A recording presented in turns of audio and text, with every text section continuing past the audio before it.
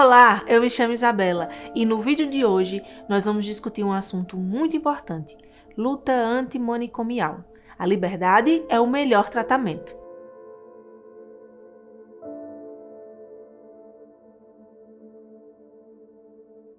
Devido às propostas da reforma psiquiátrica, a luta antimanicomial se apresenta como uma consequência direta, tendo em vista que supera as barreiras sanitaristas, ao entender que a autonomia e a liberdade são valores éticos. Essa postura orientou o desenvolvimento de serviços, ações e programas baseada em saúde mental nas comunidades, assim como promovendo um olhar diferenciado ao adoecimento mental e à loucura. Com a proposta de mudança do tratamento para esse indivíduo, o movimento de luta antimanicomial faz-nos refletir acerca de como era realizado o tratamento no modelo asilar existente antigamente, responsável por tratar milhares de pessoas com sofrimento mental de maneira institucionalizada, presos em manicômios, sendo submetido a práticas de tortura e tratamentos desumanos, além das terapias que se baseavam na violência física e psicológica. No Brasil, alguns nomes marcaram a história com essa participação na luta antimanicomial, com o pensamento voltado ao tratamento humanizado, mas também com o respeito aos indivíduos que vivem nessa condição. Nise da Silveira foi um desses nomes.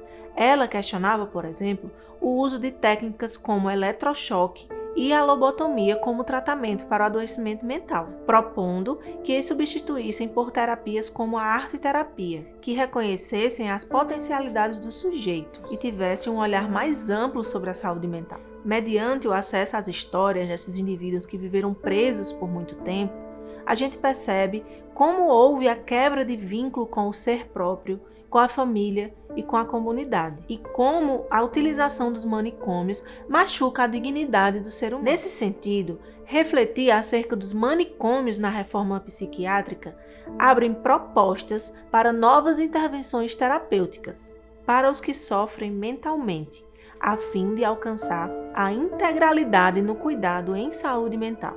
As leis propostas pela reforma psiquiátrica orientam o fechamento gradativo dos manicômios para a implantação de redes substitutivas em saúde mental.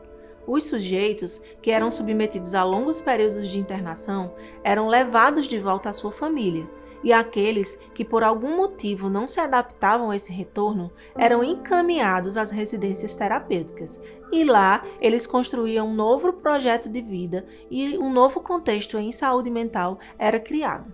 Diante disso, os Centros de Atenção Psicossociais, os CAPs, passam a exercer uma função importante na exclusão dos tratamentos institucionalizados para aquelas pessoas com transtorno mental e também aquelas que fazem uso em excesso de álcool e outras drogas, levando em consideração o fator intersetorialidade e todos os atores que envolvem esse processo, como família, comunidade, serviços sociais, entre outros. Quando se apresenta todas essas opções de atuação, a assistência ela torna-se mais humana e mais livre de prisões e menos riscos de violência. À medida que as instituições manicomiais foram sendo fechadas, houve uma expansão nos serviços de atenção psicossociais para garantir a assistência mediante a participação do usuário e da família, compondo a rede de políticas públicas necessárias à saúde integral da pessoa com sofrimento psíquico. O desafio proposto para essa modalidade excede a saúde mental e o próprio SUS, buscando um cenário sem estigmas relacionados ao adoecimento mental e aos transtornos mentais. Essa luta também tem o propósito de fazer com que a sociedade reflita os verdadeiros direitos desses usuários, antes retirados da convivência social e em comunidade, o que resulta em um serviço de qualidade de base territorial, que seja próximo à realidade e aos ambientes onde visualiza-se esse adoecimento, entendendo também como fator terapêutico no cuidado em liberdade. Porém, são imensos os desafios da luta antimanicomial, sobretudo quando a gente enfrenta questões políticas que ainda são baseadas no autoritarismo e na violência, solo que foram construídas algumas instituições de cuidado falidas, porém ainda utilizada por alguns setores que conseguem lucrar e crescer em cima de propostas de tratamento sem políticas sociais, sem ética e sem humanização. Esse foi o nosso vídeo de hoje. Se você gostou, curte, comenta, deixa aí nos comentários sugestões para os próximos vídeos, compartilha e não esquece de nos seguir nas redes sociais. Lembre-se, liberdade é a melhor forma de tratar o adoecimento mental. E diga não aos manicômios.